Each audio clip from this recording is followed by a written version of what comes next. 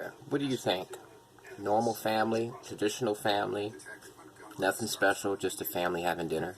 What if I told you that this gentleman right here is was a police officer in London, England? Or, well, maybe not London, but England in general. You know, he was a police officer in England somewhere. I'm not familiar with the city. And what he did was, to become infamous, he arrested a woman on false pretenses of breaking COVID restrictions, and he used that as a foil so that he could rape and murder her. The woman that he raped was a beautiful young woman who was actually a marketing director, marketing executive. Her name was Sara Everard, 33 years old, and this image right here is the last image that was taken of her right before she was kidnapped by this police officer. Okay, let's read about this particular incident now. On February 2021, Wayne Couzens, the man I just showed you, a 48-year-old serving Metropolitan Police Constable and firearms officer, booked a white Vauxhall car from a vehicle hire company in Dover. He completed a 12-hour shift at the U.S. Embassy in London before traveling to Kent to collect the hire car.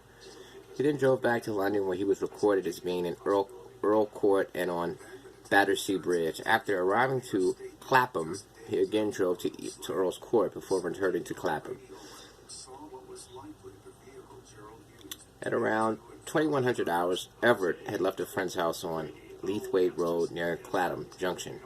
She walked alongside a particular road across a common route that people take near her home. She spoke to her boyfriend on the phone for about 15 minutes and agreed to meet him the next day.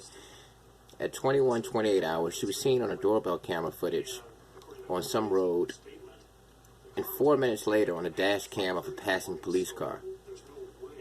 Couzens, the officer who had parked his car on a pavement outside of a particular location, stopped Everett and showed her his police badge before handcuffing her and falsely arresting her under the pretense of breaching COVID guidelines.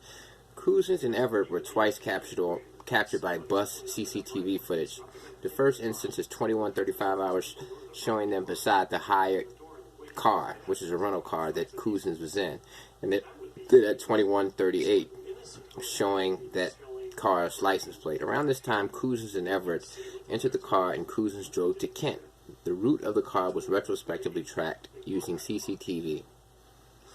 Couzens and Everett were in Dover and had transferred to Couzens' personal police car.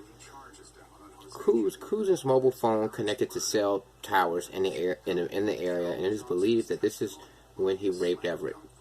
Couzens purchased drink from a Dover gas station. It is believed that he had strangled Everett using his police belt at some point before this. Couzens then drove to a location where his car was captured on CCTV again before driving back to Dover to switch back to his rental car.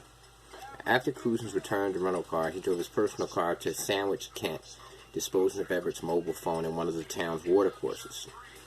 Later that day, Everett's boyfriend contacted the police after she did not meet him. He burned her body after raping her, and he dumped the remains into a pond.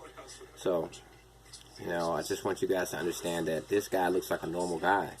So ladies, be careful out there, please.